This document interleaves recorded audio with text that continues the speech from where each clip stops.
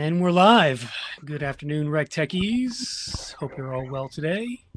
Here on a Thursday afternoon. Another demo day for you today with our friends at CandidateHub. And we've got their CEO and founder, Bradley Dipaolo here. Hey, Bradley, how's it going? Good, Chris. How are you? He's coming from New Brunswick. And hey, Angie, she's in the chat there already. Got some people coming in on the live stream. Let's give a shout out there. Kenneth, Mike, Diane Tarbell, Heather, Michael Yinger's here. Hey, Mike.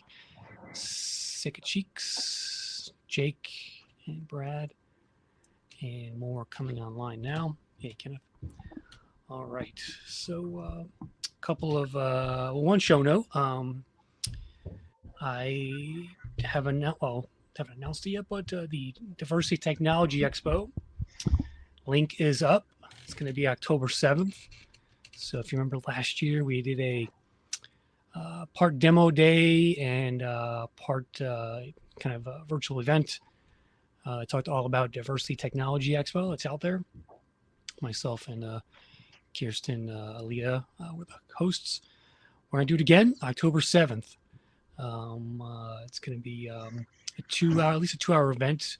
Still working on details, but you can register on our Crowdcast page, or you can go to diversitytechexpo.com to sign up and register there. So looking forward to that. That was my biggest show ever in terms of virtual events. We had over 350 people attend.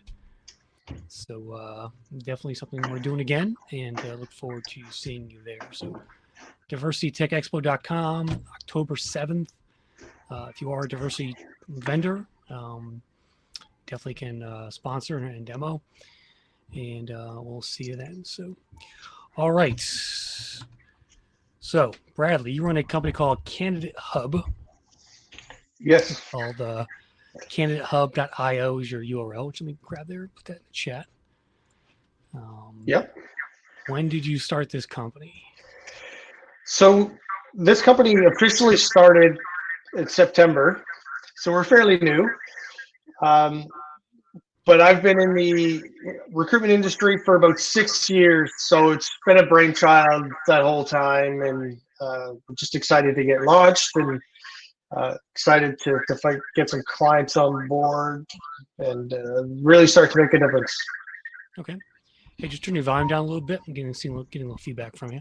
Yeah, I'm getting some echo.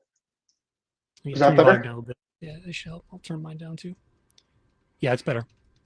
Okay, it's better on my end too. So I was kind of freaking myself out. Okay, cool. Yeah. So describe what your tool is. What does it do? So we are a platform to help recruitment marketers get insight into the hidden talent market. It allows them to attract, nurture, and convert top talent at lightning speeds. Okay. And so what does that mean, though? I explain it as a recruiting CRM, but is that how you describe it? Yeah, well, we have definitely some CRM capabilities, but we're more of kind of a Marketo for marketing in recruitment.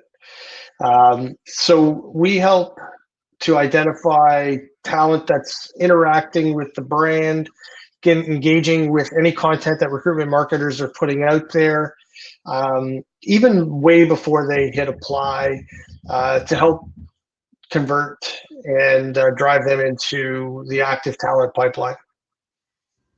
Okay. And why did you start this company? What was the impetus? So I spent 6 years as an executive recruiter, a headhunter, whatever you want to call it. And that whole time I kept thinking there has to be a better way to do this. It's that executive search industry is very competitive. It's competitive even between the recruiter and the client. The recruiter wants to fill the job so they can get so they get paid. The client wants to fill the job so they don't have to pay. So it's just a weird dynamic. And so I was studying a lot about recruitment marketing.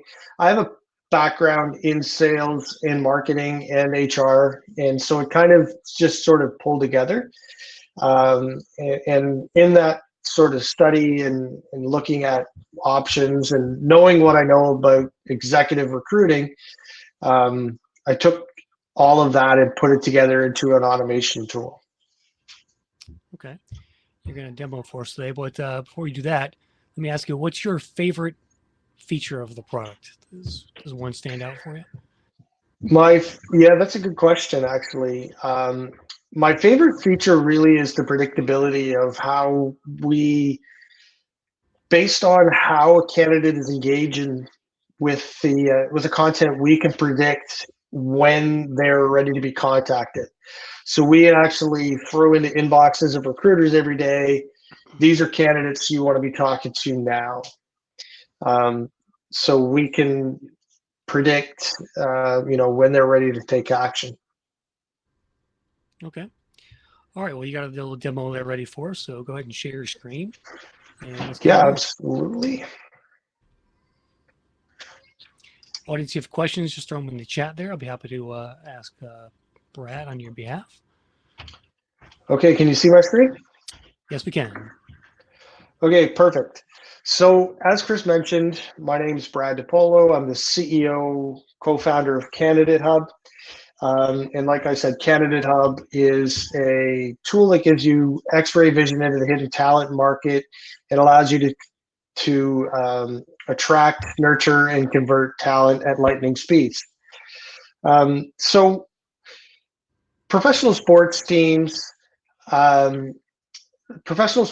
have candidates or talent that they have sort of growing up through the wings.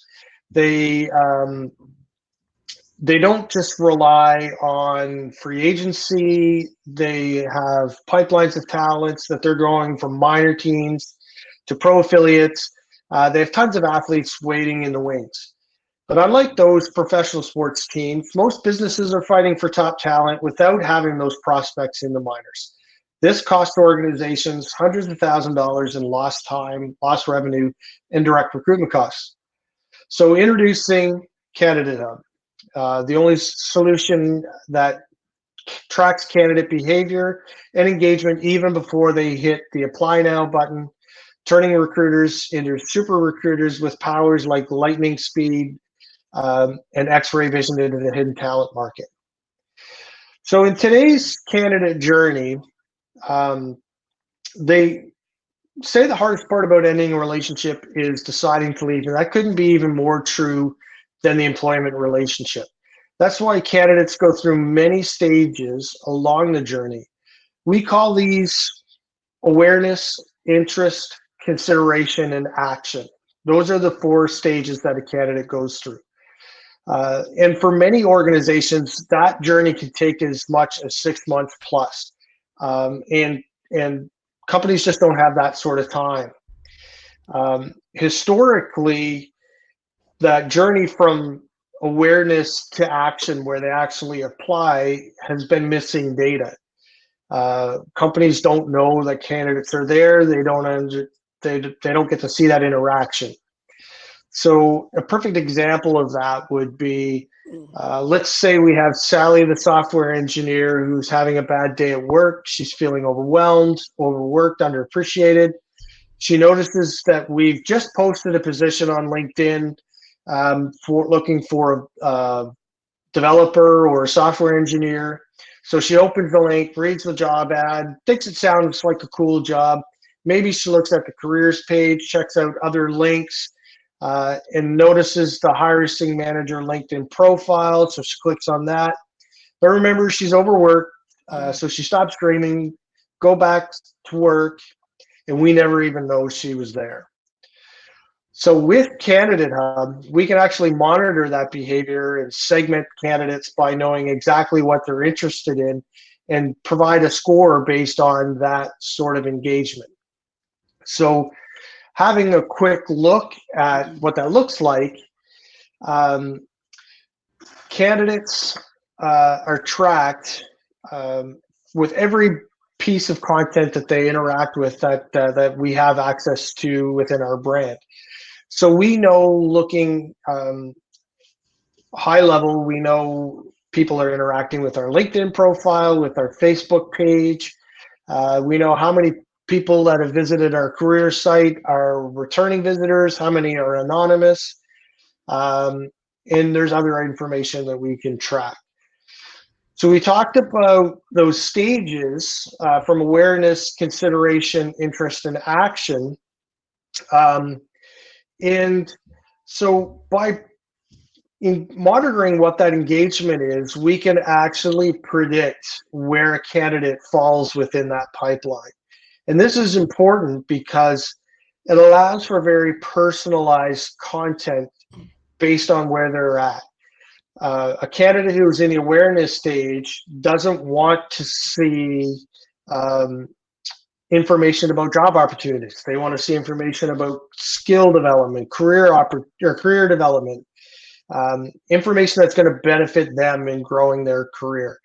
As they grow from interest and consideration, they want to start learning a little bit more about what life is like at your organization, because they're starting to become interested in what you have to offer. So they want to see things like employee videos. They want to see things like a day in the life, things that are going to help them to get to know you, your social corporate responsibility, activity in the community, and things like that. And as they get into ready for action, now they're ready to hear about specific job content, job opportunities, and career opportunities, career path within your organization. So as we look at the contacts that come in, as I mentioned, we can actually sort them based on their points, based on their stage in their last activity. So we know how active a candidate is with our content and how engaged they are with our brand. So let's take a look at Jean-Luc Picard here. So we know that he came into the website, visited a few pages. So now we know that he's aware of our opportunities. So he's thrown into that stage. And as he engages with more content, he starts looking at job-specific pages. He's getting points all along this process. And then he's moved from stage to stage to stage. So we know he's engaged with enough content now that he's ready for action, and he's actually filled out a form. Studies have shown that candidates will engage with up to 12 pieces of content before they hit apply. So it's important to capture that information before they get there. They're doing a lot of work before they even apply. So let's put that work into your hands so that you know how engaged they are with your content. Hey, Brad, let me stop you Yeah. for a second. I'm still on the talent or X-ray vision into the hidden talent markets screen. Did you change slides at all? I did. Go ahead and stop sharing. Maybe reshare if you could. Yeah, something a little glitch there. Sorry about that. That's okay. It's probably just the internet's fault, as usual. Could be. Okay, here we go. Okay. So, yeah, like I said, so we can actually see this activity that this candidate had with all of our content. I see there's a question there about diversity sourcing filters. Yep. The diversity that comes out of this is that because we're marketing for behaviors and skills and channels, diversity kind of takes care of itself in that we don't care what the candidate's name is or anything like that. We're more concerned about how engaged they are with our content. So it's not, we don't have sort of any specific filters other than any candidate, any gender, any nationality, any ethnicity can be engaging just as much as another. So I did mention that we engage with candidates that are engaging with our brand even before they apply. We want to be able to track that. We want to be able to make sure that we have that information. So we have, for example, here, a candidate that is in our interest stage, has 32 points, was on our website today. We don't even know who they are yet. So by looking at this candidate, we can see they're pretty active. They've come onto our website. They've checked out account manager position. They've checked out the hiring manager's LinkedIn page, our Facebook, Twitter page, a blog post we've put out. So this is a candidate that we want to make sure that we get back in front of, and we do that by using retargeting strategies through Facebook, LinkedIn, and things like that. Yeah. So going through the tracking there, if you could, it's one of the questions we had. Are you using pixel tracking? Yeah, so we use a combination of pixels, tracking scripts, and trackable links. So obviously we can't track Facebook activity specifically, but through using trackable links, we can, anywhere we post on our Facebook, LinkedIn, Instagram profiles, we can track them back through our system. So we actually have a list of links that we're tracking. So instead of posting a job with the job board URL, we would create a trackable link, and now we know anybody who's clicked on that content. So we have a variety of ways that we track them. So I mean, it's kind of like if you're having a conversation in your house with your significant other or friend or something like that about going on a trip, and you go into Facebook and all of a sudden there's an Expedia ad there. It kind of works that similar way. So anybody who's engaging with our content, we want to make sure that we're getting back in front of them with different strategies to try to get them to give us at least their name and email address. So in terms of CRM type capabilities, we do have the ability to, along with tracking that activity and that behavior, we can keep notes. We can keep social profiles on our candidates. So we can actually know, like, the next time that we go to that profile, oh, we interviewed them before and they whatever. But keep in mind, this is a very front end part of your talent tech stack. So this would be something that you would want to integrate with your ATS or your CRM if you do have a more robust CRM like Zoho or something like that. So on top of that individual contact candidate behavior, we can create more focused funnels, more focused segments within the system, and so that we know if they're a front-end developer, or if they're interested in sales opportunities, or if they're admin, or anything along that line, we could actually so we have a list of front-end developers. We know which ones of these are in each stage, and we can see their specific behaviors and activities within their profile. This allows us to, again, nurture candidates with very specific content. Candidates who are full stack developers or software engineers obviously don't want to hear information about sales opportunities.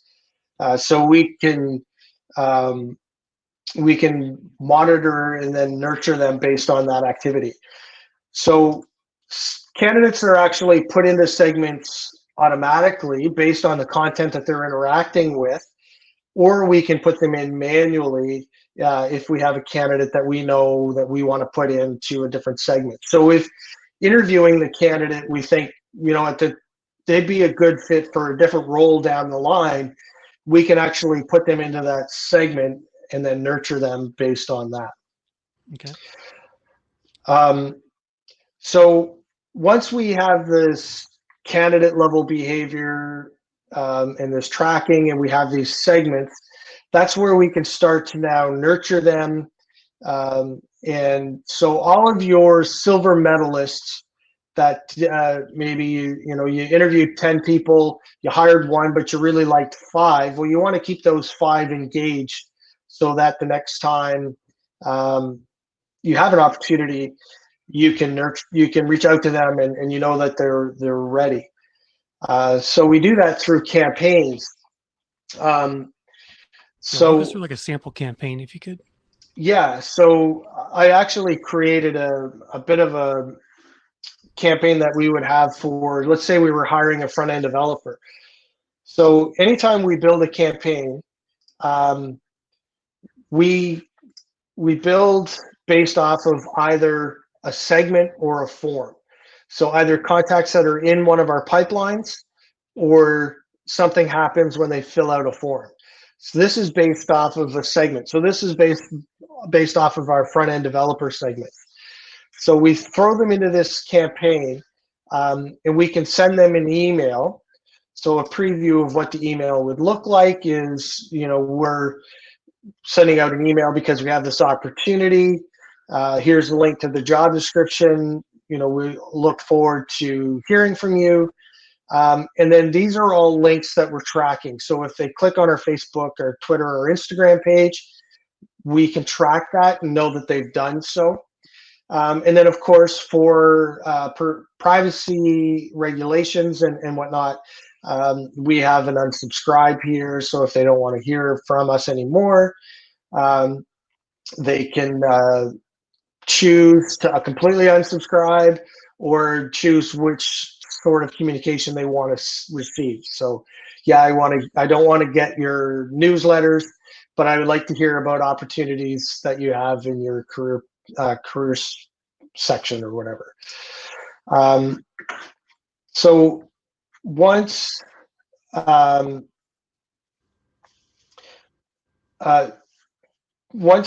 that email is sent to them, they wait a couple days, and we want to know if they opened up that email or not. And if they didn't, then we want to wait a couple more days and resend it to them. So if they did open like the a drag and email, drop decision tree they make. yeah. So this is a decision tree. So let's say with every step you have a decision, an action, or a condition that you can do. So let's say we resend the email. Now we want to see if they open it again. We want to give them a couple of opportunities. So now we have this sort of decision tree. There's a yes and a no branch. So if they did open it, the action we want to do is, let's say we want to remove them from the campaign, change campaign. So we know now that we've given them a couple opportunities, and they've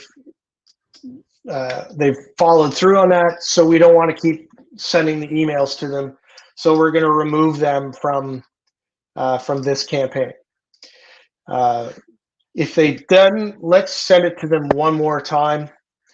So we're going to send the email. We're going to wait 3 days this time, but we're only going to send it on Friday, Saturday, or Sunday, because obviously during the week they're too busy. They didn't get to read it. So we'll send that email. And this is a preview of the email because it popped up on my other screen. So this is just a preview of the email. Like I said, we have their unsubscribe, we have the social, and it automatically puts in their first name. We have tags that we can send this mass email, but make it feel very personalized. So that gives us, just a quick example of a campaign that we can do. So if you're used to building campaigns, we can get very, very complex with this. If they don't read the email, we can send a text. We could check their preferred method of communication before we send it and send it either in email or text. We could tweet them.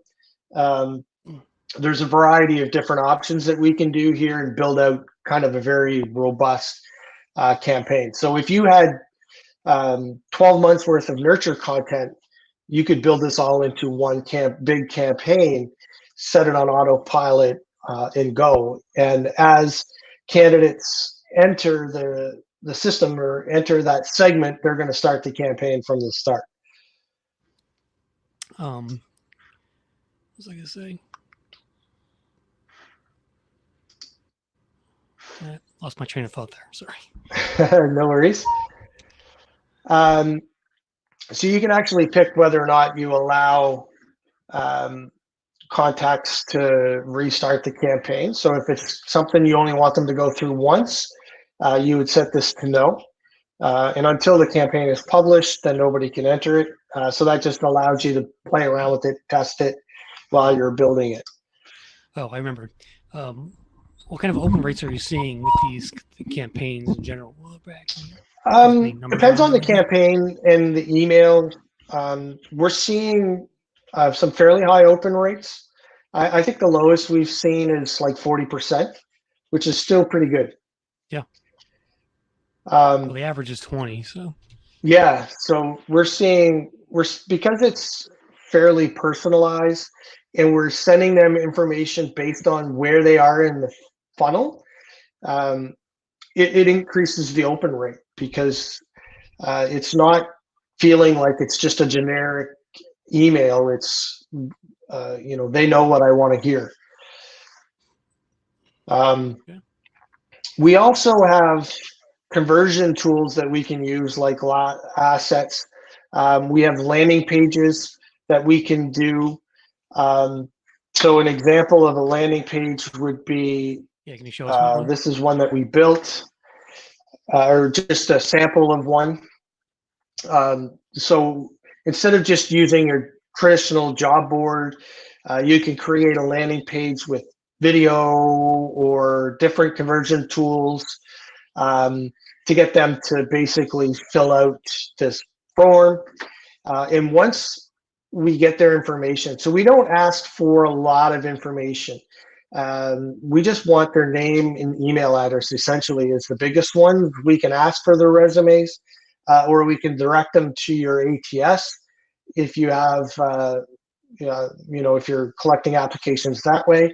But from a talent community, we really only need their first, last name, and email address, because we do profile enhancement and we scrape the internet for the extra info. So we'll try to get social profiles, some employment history, things like that. So we want to lower that barrier to entry, but get as much information out of it as we can. So these landing pages, you can either build them yourself. We have I'm going to be honest, it's not the best landing page builder. So there's a couple of different formats that you can use. Those are templates you got there? Just call this a sample landing page. You go into your builder, and then you can drag and drop items, images, text. You can come in here, you can put your links in here, whatnot. Or if you use another landing page builder like Unbounce or Landingly or something along that line, you can do code mode. essentially build it outside of this system, and then copy and paste the code in here, and now it's in here. So that's one option, or you can put the script on your unbalanced landing page and track that way. The advantage of having it in here is we can segment based on them clicking on that landing page and stuff. So there's a couple of different options in that. We also build landing pages for our clients. So candidates or clients that are on some sort of our top package, we will build a couple of pages a month for them. So, I mean, I could talk about this platform for a couple of hours. Yeah, that's a good overview, I think. But yeah, I don't want to, in perspective time, I guess.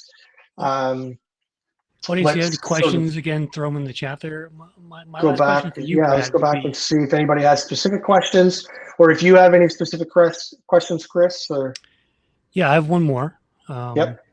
So as we wrap this up, what does the company need to do to be successful using a platform like this? What would you say if I'm a company saying, okay, how do I use this properly, Brad, and get the most out of it? Yeah, that's a fantastic question. I'm glad you asked that. So really it comes down to making sure that you're doing content, and building some campaigns. Because if you're not building campaigns, not doing content, the last thing we want is this to be a box on the shelf. And that's why we work with a lot of recruitment marketers who are already putting this content out. And a question that I often get, so I'll sort of preempt it, is where does this content come from? There's all kinds of content available across the internet. If you're not putting a lot of content out now, start sharing basic videos, start sharing blogs. If you're hiring front-end developers, for example, put out blogs about the latest language, or a webinar that maybe one of your employees attended that you think people would be interested in.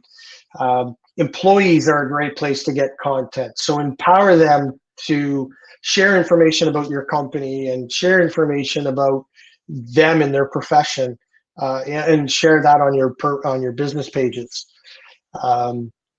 So that's kind of the biggest thing, is making sure that you're getting content out there for people to engage with. Yeah, great advice there. Yeah, I think you're right. This is the recruitment marketer is really who this is for. Wish you the best of luck with it, Brad. Thanks for joining us today, and appreciate you showing off CandidateHub. So, absolutely, thanks for having me. Excellent. All right, audience. Well, you can watch the replay of this shortly after the show's over here in the same link on Crowdcast. We'll get it up on our YouTube channel as well tomorrow. And Brad, you want to just throw out your contact info and? Yeah. So I can put that here in the chat, or you already put the got your links up there. URL there. My email is brad@candidatehub.io. I'll throw that in here. So if anybody wants to reach me there, that's usually the best way to get me. Excellent. Any new features coming out with you want to mention? Actually, yes. So one of the ones that we're working on that we're very excited about, there's two things actually. So one is an AI that's going to monitor the content and the behaviors and the reactions to make sure that it's positive or negative reaction. Because the last thing we want to be doing is scoring somebody really high who's putting negative content out there. So we want to get a little deeper into likes and comments and shares and things like that. So that's one. The other one that I'm really kind of even a little bit more excited about is pushing dynamic content. So we have basic ability to push dynamic content, but our next step on that is picture a candidate comes, they come to your career page and it says, "Welcome back, Chris." And we know that Chris is interested in sales opportunities, so the whole page becomes sales focused. Okay. So he's not looking around through 500 job opportunities to find what he might be interested in. Yeah. We do have one more question. Michael asked, can this be used if we don't have an ATS? Absolutely. We have a couple of clients that are using it as their CRM, as their ATS. It's not designed to replace an ATS, but it certainly can be used as an ATS. We can store their resumes. We can store notes and things like that on them. So if you don't have an ATS, this gives you a little bit more functionality than you would have now. Very cool. All right. Well, I guess that's going to do it for today's episode. Thank you all for watching RecTech Live. We'll see you again on the next show, whenever that is. Probably get some more in July for you. But Brad, great meeting you virtually anyway, and hopefully we can connect one day in person. Yes, as soon as we're allowed to travel again. All righty. Well, stay thanks for well, having me. and good luck with the product. We'll be watching.